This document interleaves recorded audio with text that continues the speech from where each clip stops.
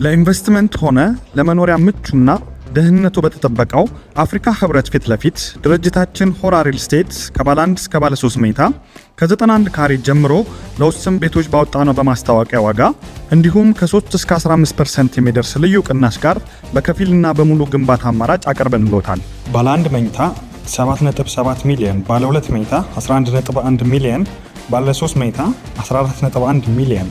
ለበለጠ መረጃና ለሳይት ጉብኝት ታች ባለው ስልካችን ይደውልን። ሆራ ሪል ስቴት። ጤና ይስጥልን አድማጮች፣ ይህ አዋዜ ልዩ ላልሰማችሁ ነው። ከመረጃዎቹ ጋር አብርሃም መኳንንት ነኝ። በቀይ ባህር ወይም በሳውዲ አረቢያ ላይ ጥቃት ከተፈጸመ ወታደራዊ ምላሽ እንደምትሰጥ ፓኪስታን አስጠነቀቀች። ለሩሲያ ሲዋጉ የነበሩ በሺዎች የሚቆጠሩ የ40 ሀገራት ዜጎች መገደላቸው ተሰማ። ኢራን በሲአይኤ ተቋማት ላይ የፈጸመችው ጥቃት የሩሲያ እጅ አለበት የሚል ጥርጣሬን አስነሳም። በስደተኞች ጥቃት ምክንያት ደቡብ አፍሪካ በዓለም አቀፉ የወንጀል ፍርድ ቤት ተገትራለች ተብሏል። እነዚህና ሌሎች ጉዳዮችን ጨምረን በዝርዝር እናስደምጣችኋለን። አብራችሁን ቆዩ። በቀይ ባህር ወይም በሳውዲ አረቢያ ላይ ጥቃት ከተፈጸመ ወታደራዊ ምላሽ እንደምትሰጥ አሸማጋያ ፓኪስታን አስጠነቀቀች። ፓኪስታን በቀይ ባህር ውስጥ በሚንቀሳቀሱ በሰንደቅ ዓላማዋ ስር ባሉ መርከቦች ወይም በሳውዲ አረቢያ ላይ የሚፈጸም ማንኛውንም ጥቃት የብሔራዊ ደህንነቷ ላይ እንደተደቀነ ቀጥተኛ ስጋት እንደምትቆጥረውና በየመኑ ሁቲዎች ላይ ኃይል የመጠቀም መብቷ የተጠበቀ መሆኑን ውጭ ጉዳይ ሚኒስቴሯ ባወጣው መግለጫ ይፋ አድርጓል። የውጭ ጉዳይ ሚኒስቴሩ ይፋ ባደረገው መግለጫ በህጋዊ የንግድ እንቅስቃሴ ላይ የተሰማሩ መርከቦችን ማሸበርና በሳውዲ አረቢያ ላይ የሚሰነዘሩ ተደጋጋሚ ዛቻዎች ዓለም አቀፍ የባህር ላይ ህግን የሚጥሱ እንዲሁም የቀጠናውን ደህንነት አደጋ ላይ የሚጥሉ ናቸው ብለዋል። ፓኪስታን ከሳውዲ አረቢያ ጋር ባላት የጠበቀ ስትራቴጂካዊና የደህንነት ወታደራዊ ስምምነት መሰረት በሳውዲ አረቢያ ላይ የሚሰነዘሩ ጥቃቶችን እንደ ራሷ አደጋ እንደምትመለከተው ገልጻለች። የሀገሪቱ የውጭ ጉዳይ ሚኒስቴር አክሎም በፓኪስታን ንብረቶችና የባህር ላይ ጥቅሞች ላይ ማንኛውም የጠላትነት እንቅስቃሴ ከተፈጸመ በተባበሩት መንግስታት ድርጅት ቻርተር መሰረት ራስን የመከላከል ህጋዊ የመጠቀም መብቷን እንደምትጠቀምም አስጠንቅቃለች። ይህ ከኢስላማባድ የተሰጠው ጠንካራ ማስጠንቀቂያም የሁቲ አማጽያን በቀይ ባህር በኩል ወደ ሳውዲ አረቢያ የሚያመሩ መርከቦች ላይ የባህር ላይ እገዳ መጣላቸውን ተከትሎ በቀጠናው እየጨመረ የመጣውን ወታደራዊ ውጥረት ያሳያልም ተብሏል። ኢራን በሲአይኤ ተቋማት ላይ የፈጸመችው ጥቃት የሩሲያ እጅ አለበት የሚል ጥርጣሬን አስነሳም። የኢራን ድሮኖች በባህረ ሰላጤው በሚገኙ የሲአይኤ ተቋማት ላይ ጥቃት ከማድረሳቸው ጋር በተገናኘ ሩሲያ መረጃ በመስጠት ወይም የተሻሻለ ድሮን ቴክኖሎጂ በማቅረብ ተሳትፎ አድርጋ ስለመሆኑ ምርመራ መደረግ እንዳለበት የአሜሪካ የደህንነት ባልደረቦች ለሮይተርስ ተናግረዋል። ለጉዳዩ ቅርበት ያላቸው 4 የአሜሪካ ደህንነት መስሪያ ቤት ባልደረቦች ለዜና ወኪሉ እንደተናገሩት የኢራን ጥቃት ላይ የሩሲያ ተሳትፎ መኖሩ ላይ ምርመራ መደረግ ይኖርበታል። ስማቸው ሳይጠቀስ ለሮይተርስ አስተያየታቸውን የሰጡት ምንጮች ኢራን በሲአይኤ ተቋማት ላይ ለፈጸመችው ጥቃት ሩሲያ እጇ ስለመኖሩ ድምዳሜ ላይ አልተደረሰም ብለዋል።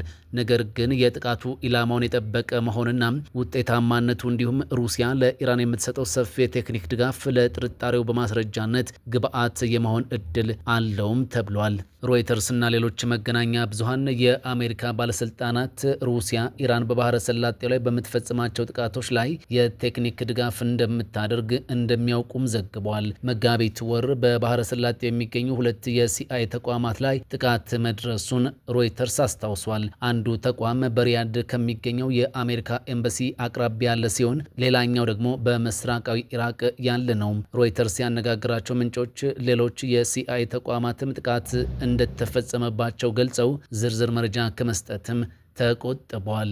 ለኢንቨስትመንት ሆነ ለመኖሪያ ምቹና ደህንነቱ በተጠበቀው አፍሪካ ህብረት ፊት ለፊት ድርጅታችን ሆራ ሪል ስቴት ከባለ 1 እስከ ባለ 3 መኝታ ከ91 ካሬ ጀምሮ ለውስን ቤቶች ባወጣነው በማስታወቂያ ዋጋ እንዲሁም ከ3 እስከ 15% የሚደርስ ልዩ ቅናሽ ጋር በከፊልና በሙሉ ግንባታ አማራጭ አቀርበንልዎታል። ባለ 1 መኝታ 7.7 ሚሊዮን፣ ባለ 2 መኝታ 11.1 ሚሊዮን፣ ባለ 3 መኝታ 14.1 ሚሊዮን። ለበለጠ መረጃና ለሳይት ጉብኝት ታች ባለው ስልካችን ይደውልን። ሆራ ሪል ስቴት። በሌላ መረጃ ቴህራን ለትራምፕ ማስፈራሪያ ብርቱ ምላሽ ሰጥታለች። የአሜሪካ ጥቅም ባላቸው መሰረተ ልማቶች ላይ እርምጃ እንወስዳለንም ብላለች። የአሜሪካው ፕሬዝዳንት ዶናልድ ትራምፕ በኢራን መሰረተ ልማቶች ላይ ያሰሙትን የጥቃት ማስፈራሪያ ተከትሎም ቴህራን በተመሳሳይ ደረጃ የተቃጣባትን ማስጠንቀቂያ በብርቱ ምላሽ መመለሷ ታውቋል። ዋሽንግተን የኢራን ድልድዮችን ወይም የኃይል ማመንጫዎችን የምታጠቃ ከሆነም ኢራንም የአሜሪካ ጥቅም ያለባቸውን ቀጠናዊ የኃይልና የድልድይ መሰረተ ልማቶች ላይ ያተኮረ ጥቃት እንደምትፈጽም የኢራኑ ታስኒም የዜና ወኪል ዘግቧል። ይህ አዲስ የቃላት ውጥረት የተቀሰቀሰው ፕሬዝዳንት ዶናልድ ትራምፕ በማህበራዊ ሚዲያ ገጻቸው ባስተላለፉት መልእክት ኢራን በሆርሙዝ ሰርጥ መስመር የሚያልፉ መርከቦች ላይ በሮኬት በድሮን ወይም የሚሳኤል ጥቃት ባደረሰች ቁጥር አሜሪካ በኢራን የሚገኝ አንድ ድልድይ ወይም የኃይል ማመንጫ ትደመስሳለች ሲሉ ከተናገሩ በኋላ ነው። ለዚህ አቋም ፈጣን ምላሽ የሰጠው የኢራን እስላማዊ አብዮታዊ ጋርድ ልሳን የሆነው ታስኒም የዜና ወኪል ቴህራን የራሷን የውሃና የኃይል መሰረተ ልማቶች ለመጠበቅ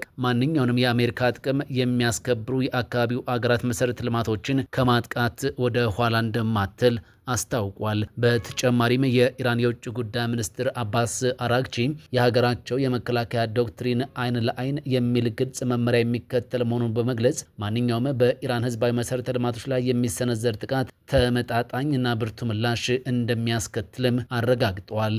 በስደተኞች ጥቃት ምክንያት ደቡብ አፍሪካ በዓለም አቀፉ የወንጀል ፍርድ ቤት ተከሰሰች። ሁለት ጋናውያን በደቡብ አፍሪካ ውስጥ በውጭ ሀገር ዜጎች ላይ የሚፈጸመው ጥቃት በሰብአዊነት ላይ ከሚፈጸሙ ወንጀሎች ጋር የሚስተካከል ነው በማለት የዓለም አቀፉ የወንጀል ፍርድ ቤት ምርመራ እንዲያደርግም ጥሪ አቅርበዋል። ክሱን ያቀረቡት የቀድሞ የጋና መንግስት ቃል አቀባይ የሆኑት ፖል ግሬቭ እና የጸረ ሽብርተኝነትና የደህንነት ተንታኝ የሆኑት ኢማኑኤል ኮቴን ናቸው። ሮይተርስ የዜና ወኪል የተመለከተውና ከ10 ቀናት በፊት ለፍርድ ቤቱ የቀረበው ይኸው ክስ በደቡብ አፍሪካ ውስጥ መጠነ ሰፊና የተቀናጀ ቅርጽ ያለው ጥቃት በስደተኞች ላይ እንደሚፈጸም ያመለክታል። በተጨማሪም የፕሬዝዳንት ሲሪል ራማፎሳ መንግስት ጥቃቱን ለመከላከልና የወንጀሉን ፈጻሚዎችን ለመቅጣት አልቻለም ሲል ይወቅሳል። የደቡብ አፍሪካ የውጭ ጉዳይ ሚኒስትር ቃል አቀባይ የቀረበውን ክስ አጋጣሚውን ለመጠቀም የታሰበ እንዲሁም ህጋዊ ቅድመ ሁኔታዎችንና ፍርድ ቤቱ እርምጃ እንዲወስድ የሚያስችለውን ሁኔታ የማያሟላ በማለትም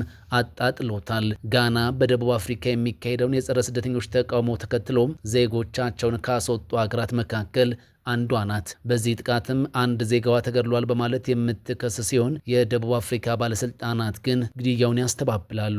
በዚህም የተነሳ ባለፉት ወራት በጋናና በደቡብ አፍሪካ መካከል የተጋጋለ ዲፕሎማሲያዊ ውጥረት መፈጠሩን የቢቢሲ ዘገባ ያስረዳል።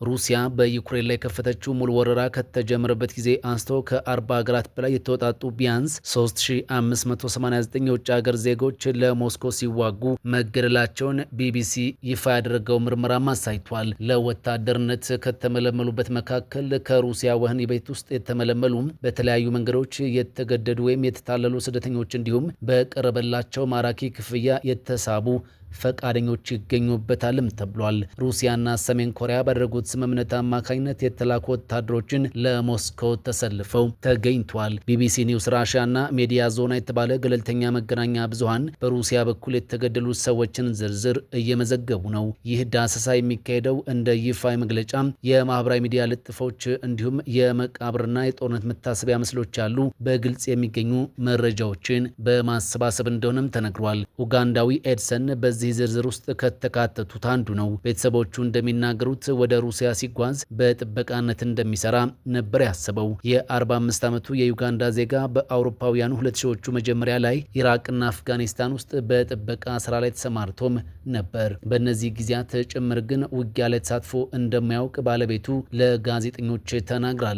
በውጭ ሀገራት ያገኛቸው የነበሩት ስራዎች እየተቀዛቀዙ ሲመጡ ወደ ዩጋንዳ ተመልሶ በታክሲ አሽከርካሪነትና በግብርና ስራ ላይ ለመሰማራት ሞክሯል። የሚያገኘው ገንዘብ ግን ባለቤቱንና 2 ልጆቹን ለማስተዳደር የሚበቃው አልሆነም። ከዚህ ቀደም ሲሰራ የነበረው አይነት የጥበቃ ስራ ሩሲያ ውስጥ ማግኘቱን ለቤተሰቡ የተናገረው በታህሳስ 2016 ዓ.ም ነበር። በቀጣይ ወር ጥር ላይ ግን ከጠበቀው የተለየ ነገር እንዳጋጠመው ባለቤቱ ትናገራለች። ባለቤቱ ወታደራዊ ስልጠና እየወሰደና በቅርቡ ወደ ግንባር ሊላክ መሆኑን ነግሮኝ እንድጸልይለት ጠየቀኝ ስትል ታዝ ለተሰኘው የጀርመን ጋዜጣም ተናግራለች። ለኢንቨስትመንት ሆነ ለመኖሪያ ምቹና ደህንነቱ በተጠበቀው አፍሪካ ህብረት ፊት ለፊት ድርጅታችን ሆራ ሪል ስቴት ከባለ 1 እስከ ባለ 3 መኝታ ከ91 ካሬ ጀምሮ ለውስን ቤቶች ባወጣነው በማስታወቂያ ዋጋ እንዲሁም ከ3 እስከ 15% የሚደርስ ልዩ ቅናሽ ጋር በከፊልና በሙሉ ግንባታ አማራጭ አቀርበንሎታል። ባለ 1 መኝታ 7.7 ሚሊዮን፣ ባለ 2 መኝታ 11.1 ሚሊዮን፣ ባለ 3 መኝታ 14.1 ሚሊዮን ለበለጠ መረጃና ለሳይት ጉብኝት ታች ባለው ስልካችን ይደውልን። ሆራ ሪል ስቴት